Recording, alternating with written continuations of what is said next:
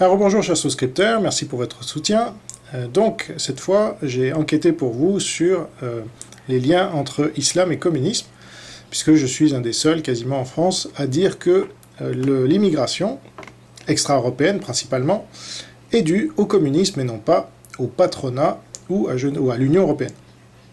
Alors on va commencer par un historique du Parti communiste français et de l'immigration. Donc le Parti communiste français se crée en 1920, on a fêté l'an dernier leur centenaire, et il est dès sa naissance favorable à l'immigration. Alors c'était pas l'immigration extra-européenne, mais c'était l'immigration quand même. Alors voilà le magazine L'Histoire qui en parle. La majorité des 3 millions d'étrangers qui vivaient en France entre 1919 et 1939 occupaient des emplois salariés, généralement peu qualifiés, dans l'agriculture et l'industrie. Aussi, le Parti communiste et sa filiale syndicale, qui s'appelait la CGTU à l'époque, c'est pas encore la CGT, organisation à vocation ouvrière et internationaliste, témoignèrent-ils leur sympathie aux travailleurs immigrés. Donc, vous voyez, ça n'a pas changé. Et pourtant, on veut nous faire croire que le communisme était contre l'immigration. Alors je continue l'histoire. Les communistes dénonçaient l'exploitation dont les travailleurs immigrés étaient victimes. Ils montraient que les contrats proposés aux ouvriers souhaitant venir en France contenaient toujours des dispositions alléchantes en matière de salaire, d'horaire et de logement, mais les malheureux, une fois arrivés, découvraient qu'ils avaient été trompés. Alors, par contre, il faut reconnaître que le Parti communiste français est alors hostile à l'immigration extra-européenne. Dans son étude intitulée « L'opinion française et les immigrés nord-africains, l'image d'un sous-prolétariat 1919-1939 », Ralph Shore, s'écrit S-C-H-O-R, indique notamment « Restés depuis des siècles à l'écart des grandes évolutions du monde, façonnés par un enseignement religieux formaliste et autoritaire, habitués à considérer certaines valeurs simplistes comme des dogmes intouchables, les Nord-Africains étaient considérés comme des primitifs. Ils réagissaient souvent de manière fruste et ils conservaient une psychologie infantile. Dans un article empreint de sympathie pour les Maghrébins, Le Peuple, quotidien de la CGT, soulignait pourtant, le 17 janvier 1931, le manque de mesure de ces âmes primitives et leur sauvagerie naturelle. Le communiste Georges Altman observait dans l'Humanité, le 27 août 1926, qu'il formait une main-d'œuvre docile et fruste. Voilà, donc, bon, pour résumer, favorable à l'immigration, mais raciste. Et en 1956, c'est le début de la guerre d'Algérie. Alors le socialiste Guy Mollet, qui est au pouvoir, reçoit le soutien inconditionnel du Parti communiste français pour faire le ménage en Algérie française, c'est l'expression qui est utilisée. Alors par exemple, le site de Lutte ouvrière indiquait le 15 mars 2006, je cite, « Il y a 50 ans, le 12 mars 1956, le PCF votait les pouvoirs spéciaux au gouvernement Mollet. Le gouvernement disposera en Algérie des pouvoirs les plus étendus pour prendre toutes les mesures exceptionnelles commandées par les circonstances en vue du rétablissement de l'ordre, de la protection des personnes et des biens et de la sauvegarde du territoire. » Voilà ce que précisait le texte qui fut adopté à l'Assemblée nationale le 12 mars 1956 par 455 voix, y compris celles des 146 députés du PCF contre 76. Le gouvernement du socialiste Guy Mollet avait ainsi sollicité et obtenu des pouvoirs spéciaux afin de disposer en Algérie des moyens d'intervention qui lui sembleraient bons, sans même en référer à l'Assemblée nationale. Donc comme vous le savez, De Gaulle arrive au pouvoir dans les conditions qu'on sait, et c'est le renversement d'alliance des communistes qui se mettent du côté du FLN contre la France. Alors, il y a les fameux porteurs de valises, dont le réseau Janson, qui est constitué de communistes et de trotskistes principalement, et dont le but était de collecter et de transporter des fonds et des faux papiers pour les agents du FLN opérant dans la métropole. Alors depuis cette époque, le Parti communiste français n'aura de cesse d'aider les immigrés extra-européens, et notamment algériens, pour venir travailler, voire s'installer en métropole et grossir les rangs des travailleurs encartés. Alors Le Monde indique par exemple, de 1956 à 1972, l'immigration s'accélère avec la décolonisation et l'entrée en vigueur, au 1er janvier 1958, du traité de Rome, qui instaure le principe de libre circulation des personnes. Déclin progressif de l'immigration italienne au profit de l'immigration espagnole et portugaise. Développement de l'immigration marocaine et tunisienne. Forte augmentation de l'immigration algérienne après la fin de la guerre de 1962 et début de l'immigration africaine subsaharienne. Bon, donc tout ça n'a pas grand-chose avec le traité de Rome. Le traité de Rome, c'est à l'intérieur de l'Union européenne. Mais pour ce qui venait de l'extérieur, c'était dû au communisme. Et on va le voir un peu au patronat, mais principalement au communisme. Alors de 1972 à 1977, indique Le Monde, Parti socialiste et Parti communiste étaient alliés. En ce sens, le programme commun de 1972, signé par le PS, le PCF et les radicaux de gauche, ambitionne de grandes réformes en termes d'emploi, une nationalisation de groupes industriels, une décentralisation des institutions. Ce projet se montre alors plus souple quant à l'immigration. Quand les travailleurs immigrés sont cités, c'est pour souligner qu'ils doivent avoir accès aux mêmes droits que les travailleurs français. Alors, j'ai trouvé un article de l'Humanité, vous savez, le quotidien du Parti communiste français, écrit le 22 juin 1991, et qui donne sa version de l'histoire. Donc, on va voir que c'est pas vrai, mais, comme souvent dans l'Humanité, mais je vous la donne quand même. Alors, voilà ce qu'il disait en 91. Depuis 1974, le PCF se prononce en faveur de l'arrêt de toute nouvelle immigration, officielle ou clandestine. On demande que le droit au regroupement familial soit garanti, organisé, mais aussi maîtrisé pour ne pas favoriser l'arrivée d'une nouvelle immigration illégale. Il demande aussi que les utilisations de main-d'œuvre clandestine, souvent organisées par le grand patronat, avec la bénédiction des gouvernements qui se sont succédés depuis 20 ans, soient sanctionnées fermement. Donc là, vous reconnaissez le discours de Zemmour. Les communistes proposent également le libre choix pour les immigrés de rester en France, d'y vivre avec leur famille selon les règles qui régissent la société française. Pour ceux qui veulent retourner dans leur pays d'origine, des accords d'intérêt mutuel doivent être passés avec ces pays pour réussir leur réinsertion. Donc voilà pour le discours officiel, mais quand on regarde de plus près les faits, d'une part, lors de l'élection présidentielle de 1981, Georges Marchais déclare qu'il est pour un nouvel ordre politique et économique mondial. Et donc, moi, j'avais isolé cette vidéo pour qu'elle tourne, qu'elle buzz, comme on dit, et elle n'a jamais buzzé. Parce que ça n'intéresse pas les pro-communistes qui préfèrent faire buzzer les vidéos de Georges Marchais dans un meeting disant qu'il faut arrêter l'immigration. Mais bon, d'autre part, l'Union de la gauche, qui aboutit donc à l'élection de Mitterrand en 81, et 4 ministres communistes officiels, en fait 5, comme on va le voir, donc ils arrivent au pouvoir, et ce gouvernement que j'estime d'occupation sous les ordres de Moscou, donc d'une puissance étrangère, va notamment régulariser des dizaines de milliers d'immigrés clandestins. Et le Parti communiste français n'a jamais condamné cette régularisation, ni juste après qu'elle ait eu lieu, ni depuis. Alors le site du Musée de l'Histoire de l'Immigration indiquait « À partir de 1974, la politique d'immigration connaît un véritable tournant. La crise économique liée au premier choc pétrolier conduit le gouvernement Chirac à suspendre l'immigration vers la France et à fermer les frontières. » Donc là, la droite, elle avait limité l'immigration, même si, et c'est pas indiqué là, Giscard avait mis en place le regroupement familial. Bon. Mais bref, une véritable politique anti-immigration est alors mise en place. En 1977, Lionel Stoléru, secrétaire d'État chargé des travailleurs et des immigrés, instaure une aide au retour de 10 000 francs. C'est le million Stoléru, qui est versé aux immigrés acceptant de rentrer définitivement dans leur pays d'origine. Puis en 1980, la loi Bonnet, du nom du ministre de l'Intérieur, accroît les possibilités d'expulsion et de refoulement des étrangers. C'est notamment la double peine dont sont victimes les jeunes étrangers, puisque s'ils sont condamnés par la justice, ils peuvent aussi être expulsés de France. Bon, donc ça c'est une vision assez partiale donnée par ce musée de l'histoire de l'immigration, on les comprend, donc il fait la part belle à la gauche. Mais il y a quand même une part de vérité. Alors l'élection de François Mitterrand en 1981 change la donne. Là, on sera d'accord. Le nouveau président de la République veut présenter une autre politique vis-à-vis des immigrés. Il choisit de régulariser 130 000 étrangers en situation irrégulière. Donc ça, c'est gigantesque. Facilite le regroupement familial, supprime la loi Bonnet et l'aide au retour. Et donc, il faut attendre le 19 juillet 1984, c'est-à-dire 3 ans plus tard, pour que les ministres communistes quittent le gouvernement, tout en annonçant continuer à soutenir son action. Et donc, les raisons invoquées à ce départ n'ont rien à voir avec l'immigration, mais portent surtout sur le chômage.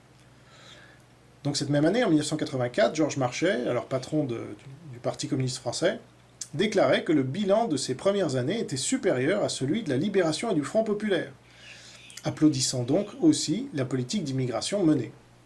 Alors, faire passer Georges Marchais pour un anti-immigrationniste, c'est un mensonge éhonté. Et là, on apprenait aussi qu'un autre ministre, Charles Hernu, alors lui, il était ministre de la Défense depuis 1981, c'était en fait un agent du KGB. Et donc, ça porte à 5 le nombre de ministres communistes dans les gouvernements de 1981 à 1985, Mauroy, Fabius. 85 étant la date de la démission d'Hernu à cause de l'affaire du Rainbow Warrior. Donc là aussi, rien à voir avec l'immigration. Le Monde évoque l'affaire en affirmant notamment « La direction de la surveillance du territoire DST reste convaincue que l'ancien ministre de la Défense fut un agent de l'Est de 1953 à 1963 et se dit dans l'incapacité d'exclure formellement que les services soviétiques aient eu encore par la suite recours à lui. »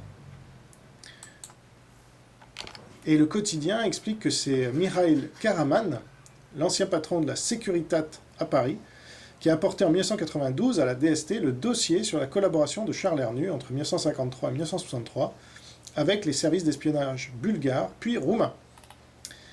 Et l'enquête de la DST ayant conclu à la solidité du rapport de synthèse fourni par Mikhail Karaman, le dossier avait été transmis à l'automne 1992 au président de la République, François Mitterrand.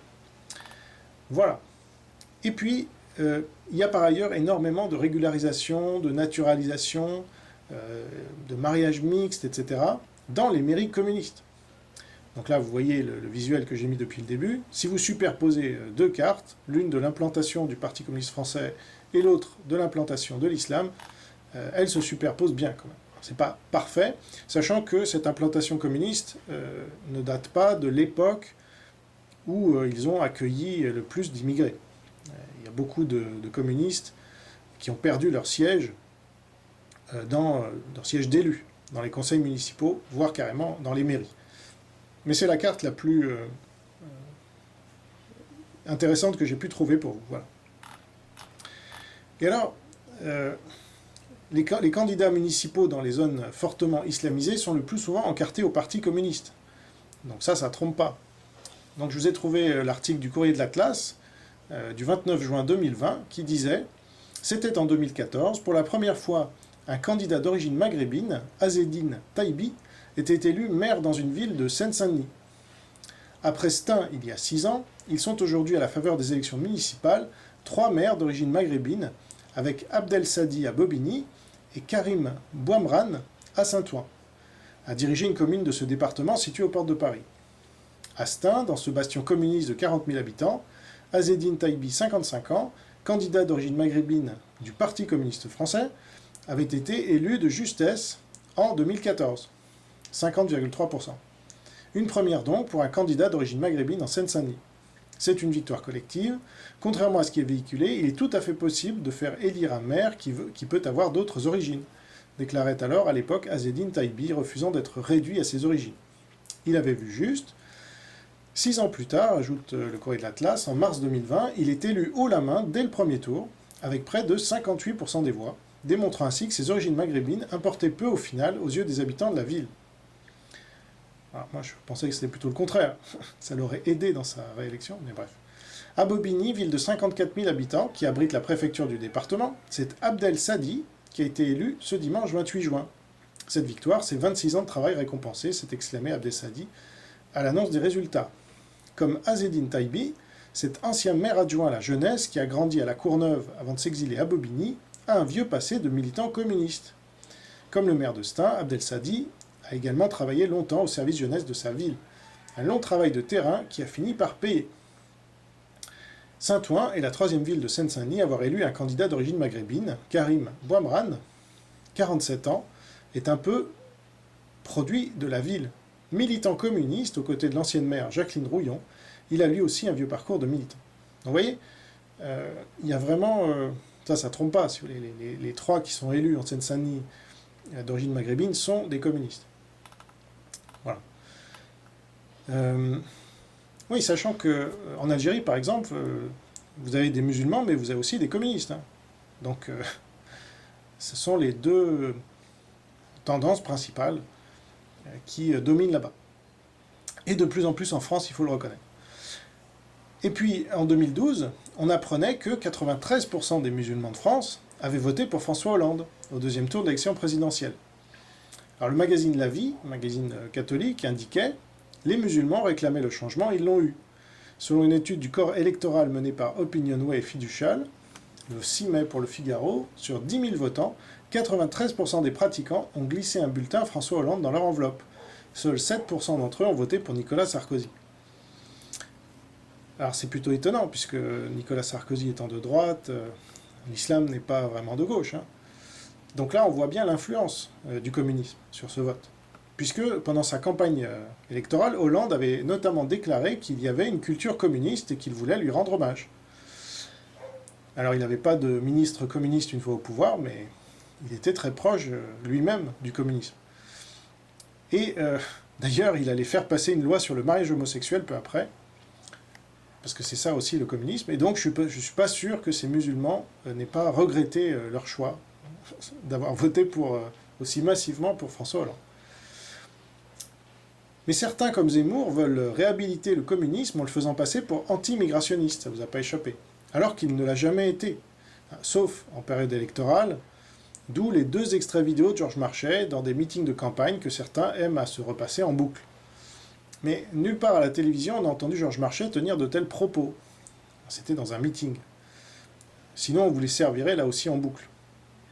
Alors ils ont peut-être été rediffusés à la télévision une fois, mais c'était pas lors, je veux dire, d'une émission face à El Kabash, vous voyez, c'était pas un discours officiel à la télévision.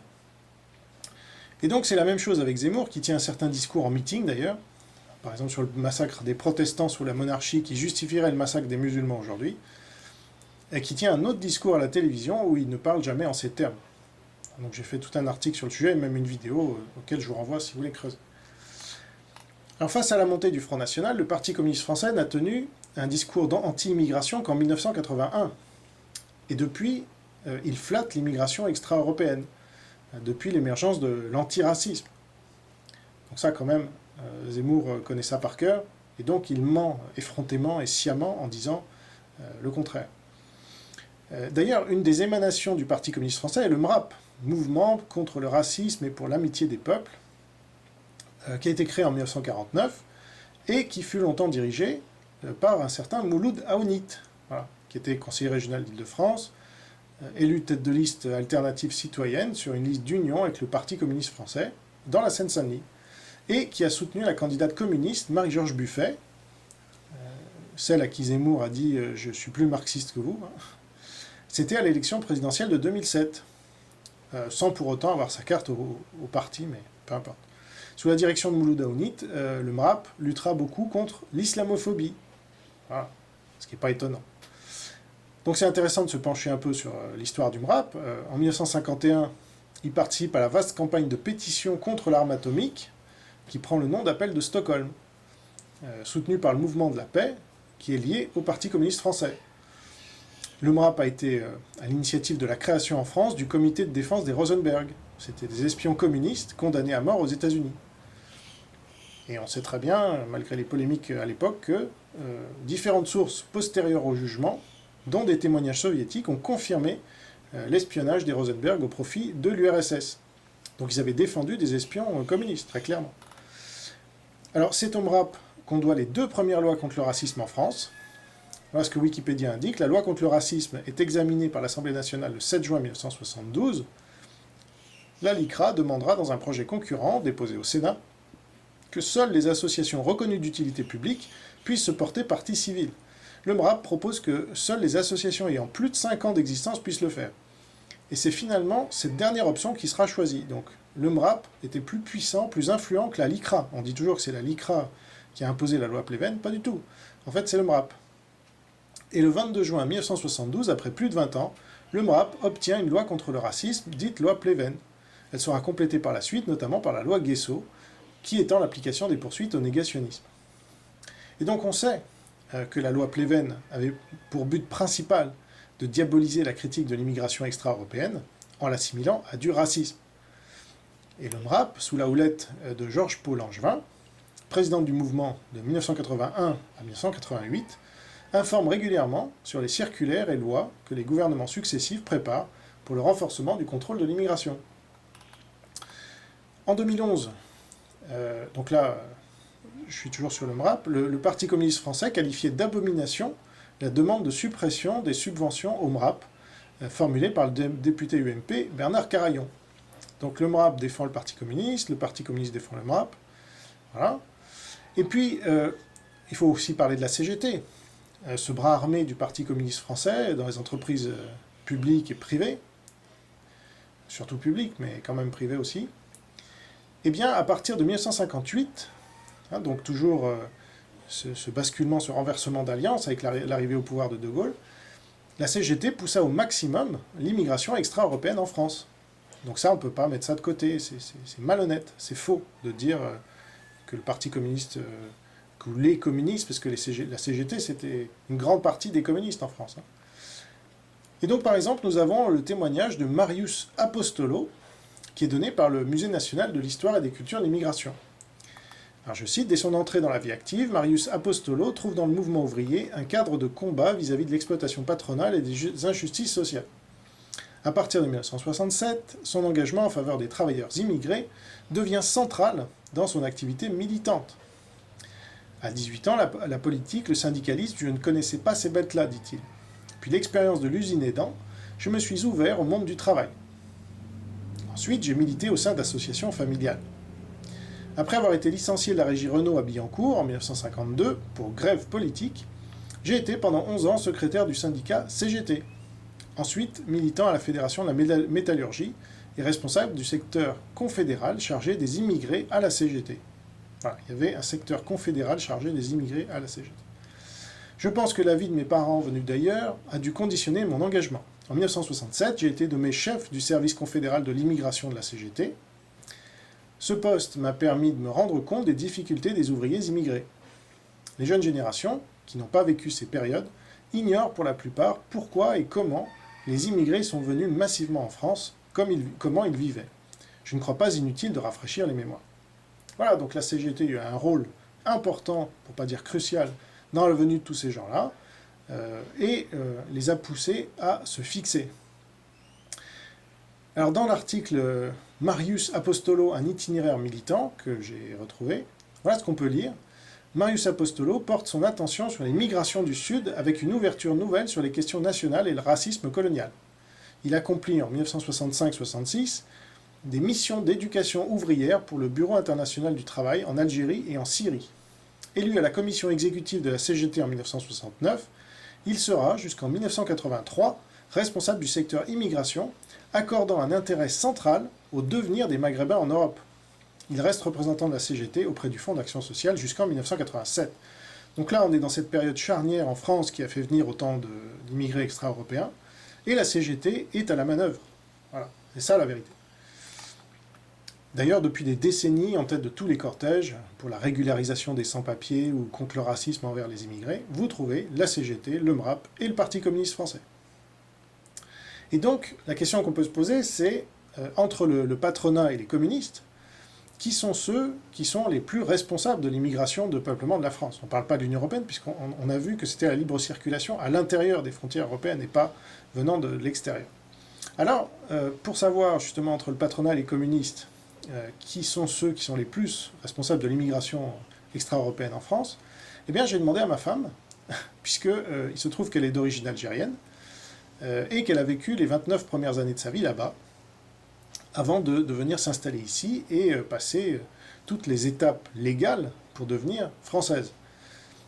Parce qu'elle a réussi au bout de 13 ans de durs efforts, parce qu'on ne favorise vraiment pas ça dans notre pays. Pour ceux qui veulent évidemment suivre la manière légale.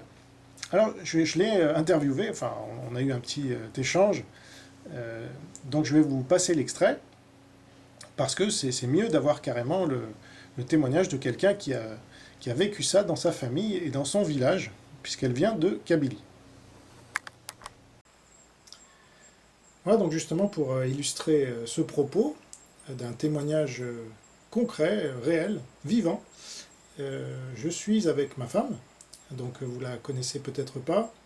Elle a écrit un livre qui s'appelle « Pour un monde sans islam », que j'ai eu l'honneur d'éditer, dans lequel elle raconte sa vie, sa venue en France, sa naturalisation, etc. mais elle n'a pas vraiment développé l'aspect sur son père, qui est donc mon beau-père, que je ne connais pas, mais qui est toujours vivant, et il vit en Algérie. Et lui, il est venu travailler en France, donc tu peux nous expliquer comment ça s'est passé et quel était le rôle des communistes et du patronat. Donc mon père, il est venu en France dans les années 50 et il est resté toute la période de la guerre. Mais il est rentré en France, en Algérie, à l'indépendance.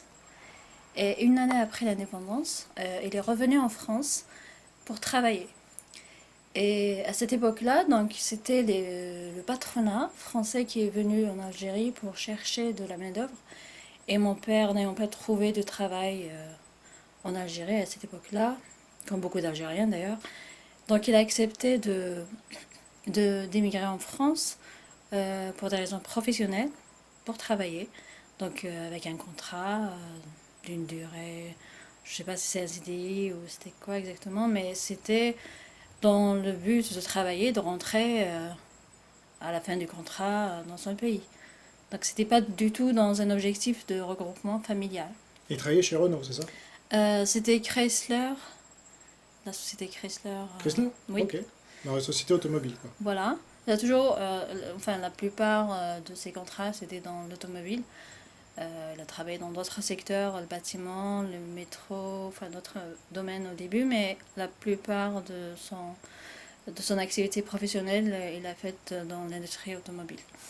Mais son premier donc, gros employeur vraiment important, c'était Chrysler, qui a été racheté par Peugeot.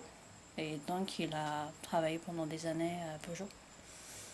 Ok, donc ça c'était temporaire et c'était un contrat où il devait rentrer en Algérie au bout de combien de temps? Au bout de 4 ans, 5 ans, mais apparemment ça a été des contrats renouvelables, donc ça a été renouvelé. Euh, Lui, il voulait pas vraiment rentrer travailler en Algérie parce que la mentalité n'est pas la même et les conditions de travail aussi. Donc il a préféré rester travailler en France tout en rentrant chaque année pour un mois ou un mois et demi de vacances pour voir sa famille. Donc toute cette famille était en Algérie. Et à l'époque, donc voilà, c'était le patronat qui est venu en Algérie recruter de la D'accord. main-d'œuvre algérienne. Donc ensuite tu m'expliquais que ceux qui voulaient qu'il y ait un regroupement familial, donc de ta famille pour la faire venir en France, Mhm. c'était pas le patronat. Non, selon ce qu'il m'a dit, lui, euh, le patronat a fait juste, n'a fait que les faire venir pour travailler en tant qu'employé. Mais au bout de quelques temps, c'était les syndicats, c'était les communistes principalement, donc, et tous les syndicats de l'époque, qui encourageaient les employés de faire venir leur famille, donc via le programme de regroupement familial, qui donnait les facilités aux employés de ramener leur famille, quel que soit le nombre, quelle que soit leur situation matérielle en France. Donc à cette époque-là, je me rappelle bien que, enfin, mon père me racontait que là, pratiquement tous les employés du village sont partis avec leur famille. Par contre, lui, il n'a pas voulu faire cette démarche de regroupement familial parce qu'il n'était pas très d'accord par du principe de regroupement familial qui a été encouragé par les communistes. Parce que pour lui, il est venu en France que pour travailler, c'est pas pour ramener toute sa famille et arriver à ce qu'on vit la France actuellement d'ailleurs.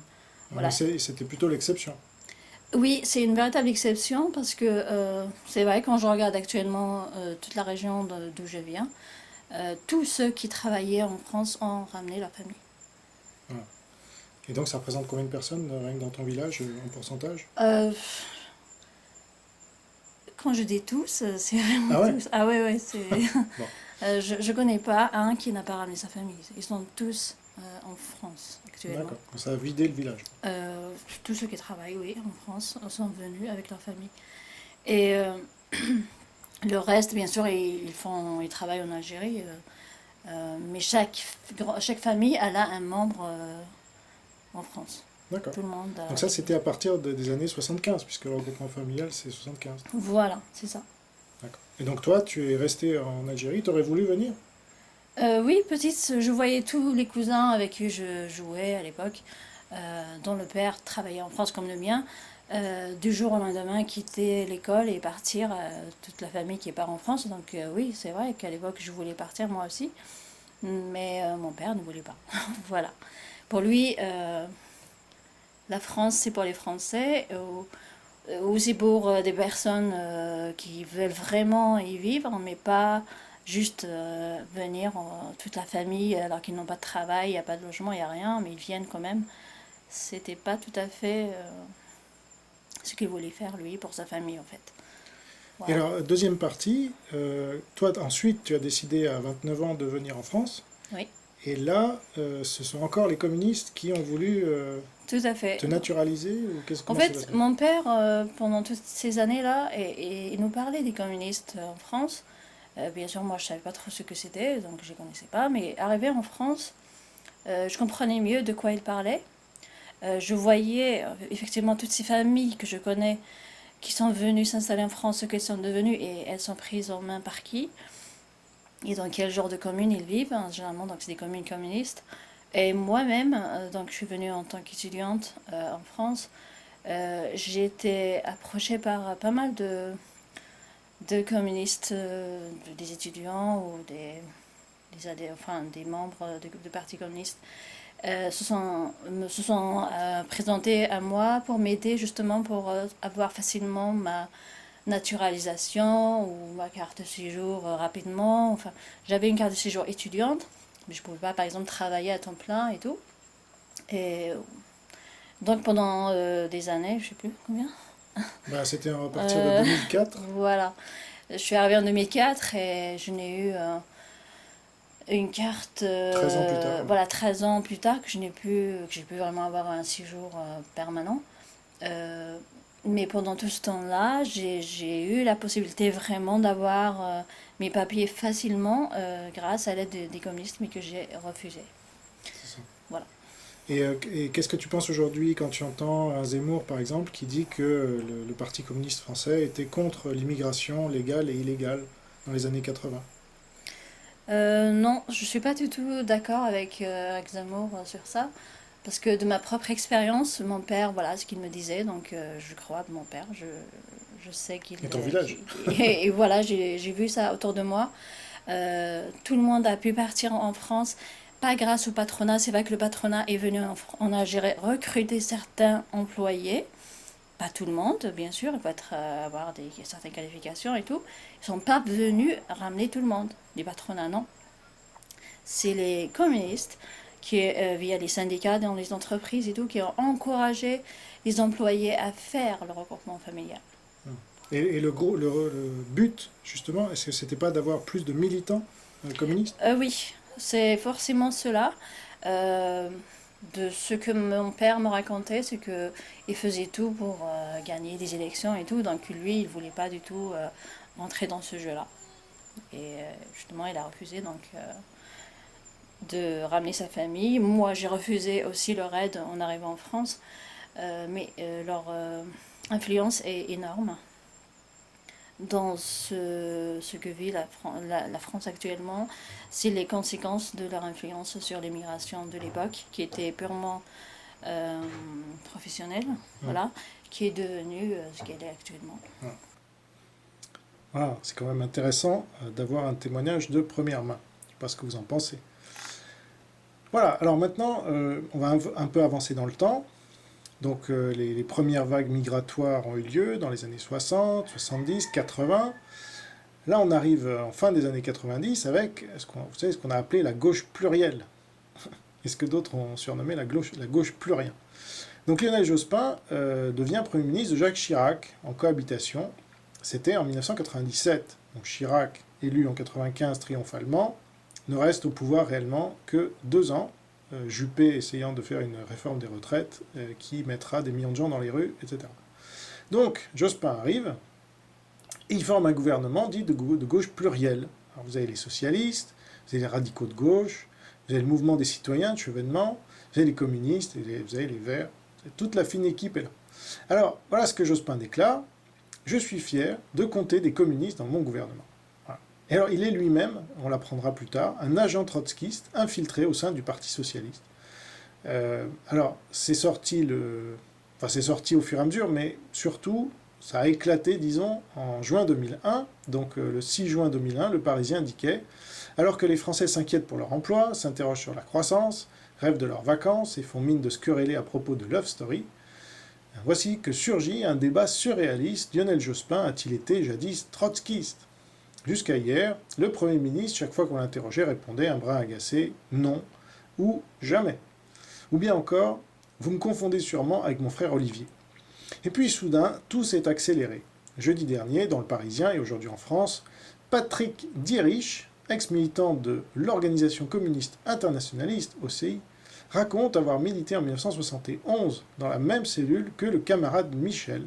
Blaze comprenait pseudo, donné à l'époque au jeune Jospin. Le Nouvel Observateur, lui, fait comparaître à la barre Boris Frankel, l'un des fondateurs de l'OCI, et surtout, affirme l'intéressé, le formateur trotskiste de l'actuel Premier ministre en 1964, alors qu'il était à l'ENA. Voilà, incroyable. Ce n'est pas tout, hier Le Monde consacre sa une au secret politique de Jospin et enquête à l'appui assure qu'engagé au début des années 60, il a gardé des contacts à l'OCI, bien après son entrée au PS en 1971. Il n'aurait même rompu qu'en 1987, donc au terme du premier septennat de François Mitterrand. Et donc, comme il a été ministre sous Mitterrand de 88 à 92, il y avait au moins un ministre communiste dans le deuxième septennat de Mitterrand. Bref, donc sous la gauche plurielle, on revient en 1997, Jospin avait un ministre communiste, Jean-Claude Guesseau donc, ministre des Transports. Il avait aussi Marie-Georges Buffet, qui était secrétaire général du Parti communiste français et qui était ministre de la Jeunesse et des Sports, formidable, et une certaine Michel de Messine, ministre de l'Équipement. On dit qu'il y en avait eu un quatrième, mais je ne l'ai pas trouvé. Et donc, il y a eu, selon Jospin lui-même, 80 000 régularisations sur 170 000 demandes. Donc on n'a pas battu le record de Mitterrand qui était de 130 000, mais c'est quand même pas mal. Donc, ajoutons pour conclure, donc là aussi, le communisme français a cautionné complètement ces régularisations-là. Et ajoutons pour conclure que le communisme invite les populations à se fixer en France, puisqu'il offre des subventions, des aides et autres allocations qui poussent les gens à devenir des assistés, en vivant grâce au nombre d'enfants qu'ils font. Voilà. C'est pour ça que c'est important que je vous diffuse le témoignage de ma femme, qui fait bien la distinction entre le patronat, qui fait venir pour un temps limité des travailleurs dont il a besoin, mais qui renvoie au pays quand il n'en a plus besoin, c'est ça le marché, justement, et le communisme qui, lui, fait venir des gens et leurs familles, et qui les font se fixer, voilà, notamment pour faire des nouveaux militants communistes, pour faire des nouveaux électeurs aussi. Et donc c'est pourquoi, en supprimant le communisme de ce pays, on supprimerait la plupart des problèmes de ce pays, qui sont tous plus ou moins liés au communisme. En tout cas, c'est ce que je prône, plutôt que la remigration forcée, qui serait hostile, contraire aux droits de l'homme, ou mettre des gens dans des camps, ça j'en parle même pas, comme en Chine. Voilà. Alors, maintenant on va passer à la deuxième partie de cette vidéo, un peu moins longue, mais tout aussi intéressante, sur le rôle du communisme dans l'islamisation du monde. Voilà. Alors, j'ai fait une vidéo récemment sur Alexandre Delval, et sa thèse selon laquelle ce seraient les États-Unis qui auraient instrumentalisé l'islam pour affaiblir l'Europe. Je vous y renvoie si ça vous intéresse, c'est une vidéo publique. Mais aussi bien J.R. Nyquist, donc cet intellectuel américain que j'ai découvert récemment et qui est vraiment le meilleur intellectuel selon moi, donc aussi bien J.R. Nyquist que Guy Millière, que j'ai interviewé aussi récemment sur ma chaîne, je vous renvoie à cette interview très intéressante, eh bien ces deux intellectuels ne sont pas du tout du même avis qu'Alexandre Delval, puisqu'ils considèrent que l'islam a été instrumentalisé par le communisme pour infiltrer, diviser et affaiblir l'Occident. D'ailleurs, ça paraît logique, puisque cette instrumentalisation a permis à la Chine de faire diversion de son développement et de sa propre infiltration de l'Occident et du monde, focalisant l'attention de tout le monde sur l'infiltration de l'islam. Ça, c'est ce dont je me suis rendu compte récemment. Et donc, on a des déclarations, par exemple, de généraux chinois, que j'ai déjà cité dans des vidéos, et qui disait que Ben Laden devrait être invité au prochain congrès du Parti communiste chinois pour le féliciter d'avoir distrait l'attention du monde de la Chine. Alors, je vais vous lire justement un extrait du livre de Guy Millière que j'ai édité en 2018 et qui s'intitule « L'ombre du djihad ». Ce livre revient notamment sur les origines communistes de l'islamisation d'une partie du monde. Alors, il remonte assez loin puisqu'il dit « Il faudrait noter que l'Union soviétique, par l'action de Karl Radek, un marxiste ukrainien devenu vice-commissaire aux affaires étrangères du gouvernement léniniste après la révolution d'octobre 1917, ancien agitateur en Allemagne au temps du soulèvement communiste fomenté par la Ligue spartakiste, proche de gens qui rejoindront le national-socialisme naissant, comme Albert Leo Schlageter ou Hans von Zecht, reprendra à son compte lors du Congrès des peuples d'Orient tenu à Bakou, en Azerbaïdjan, en septembre 1920, l'idée de guerre sainte, et la définira comme guerre révolutionnaire des peuples musulmans contre les impérialistes. Les réseaux léninistes seront créés dans le monde musulman et s'employèrent à soutenir l'agitation nationaliste arabe et islamiste. Donc là, il ne parlera pas du parti Baas, ou peut-être que si, alors je ne vais pas anticiper. Je le laisse dérouler, donc voilà ce qu'il ajoute. Il faudrait noter que ce qui prendra forme sera une insurrection multiforme, effervescente, qui se retrouvera partout en terre d'islam, et en laquelle nationalisme musulman, qui ne se limiteront pas au nationalisme arabe musulman, islamisme, fragments de national-socialisme, idées léninistes, colère, rejet de l'Occident se mêleront.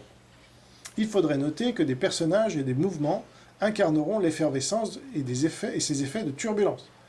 Zaki al-Arroussoussi, musulman syrien devenu léniniste, puis nationaliste islamique proche du national-socialisme.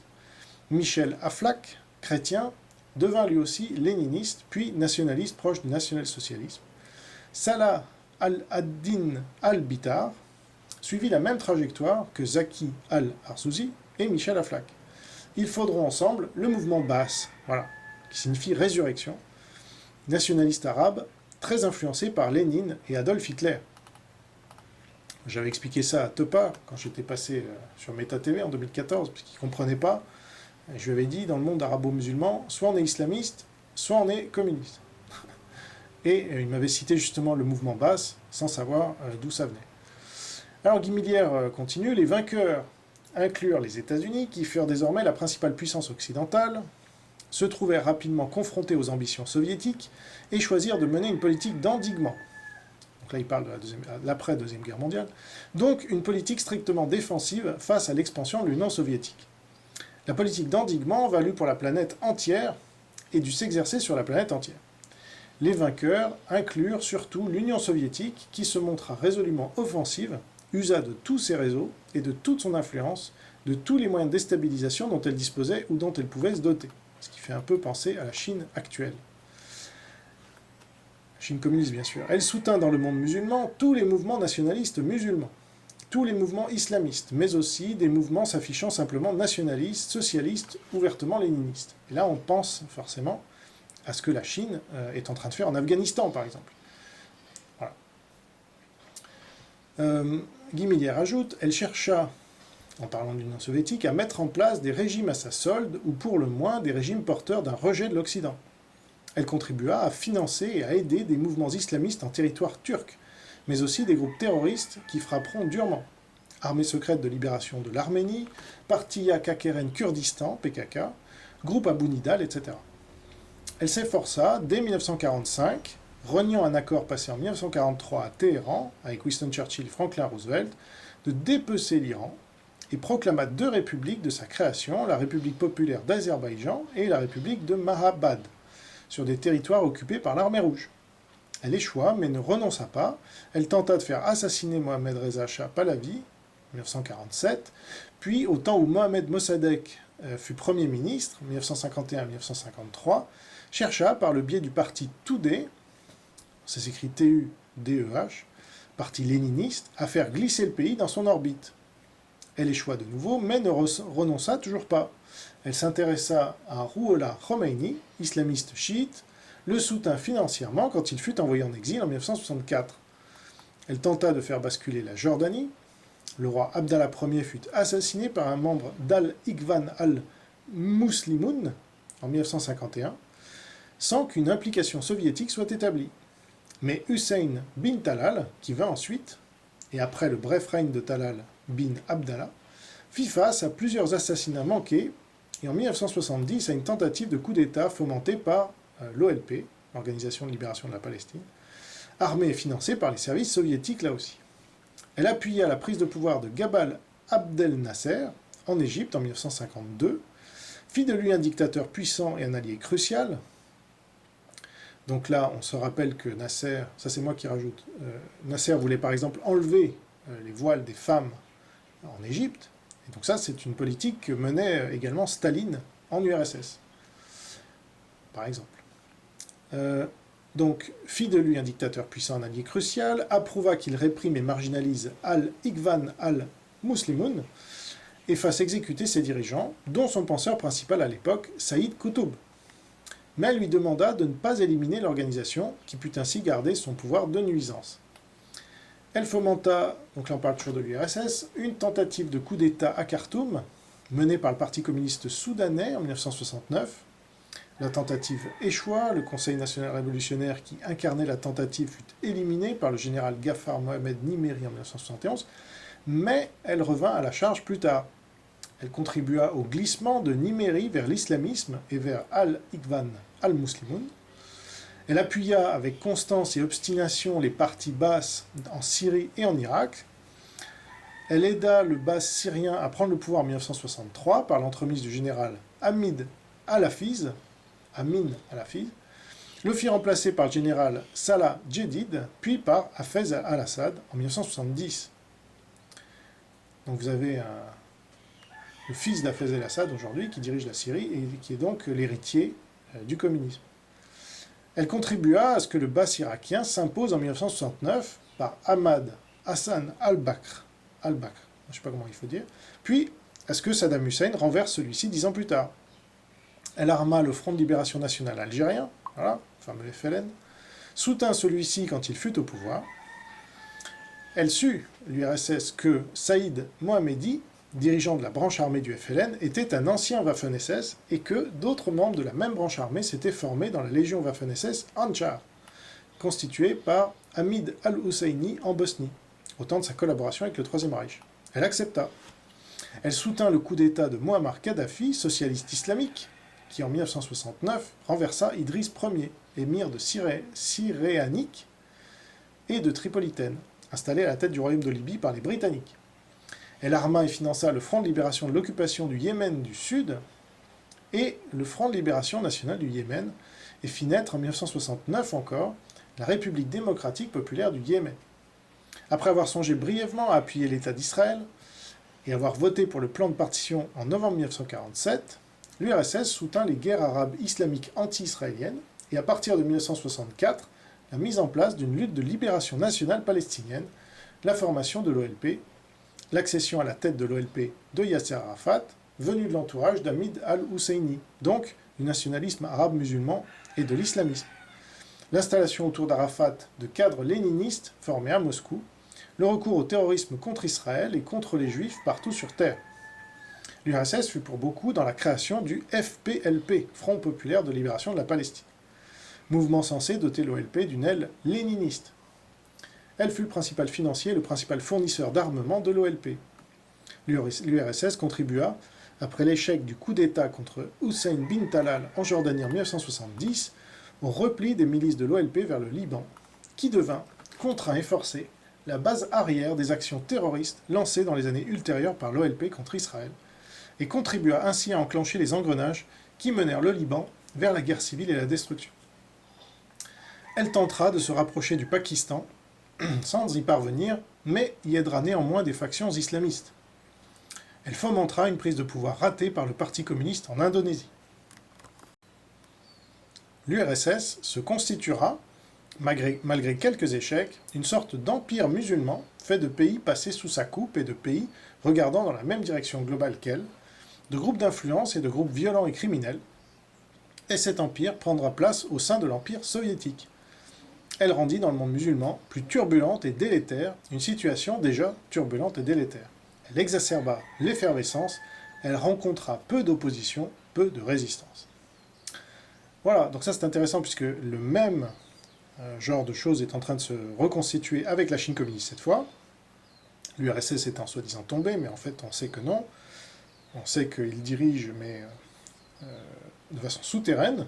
Et c'est la Chine communiste qui, elle, n'est pas souterraine du tout, et donc gère ces alliances-là au grand jour.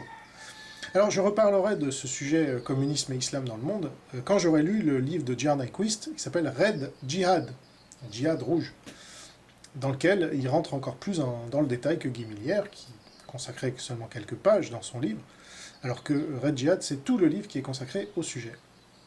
Et il révèle notamment que le numéro 2 d'Al-Qaïda, qui s'appelait Al-Zawahiri, était un agent soviétique.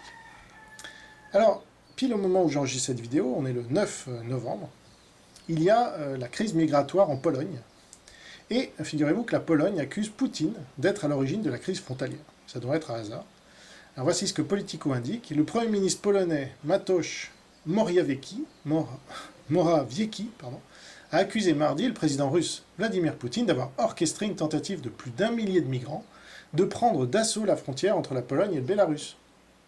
S'exprimant devant le Parlement du pays, M. Morawiecki a déclaré que la politique néo-impérialiste de la Russie progresse.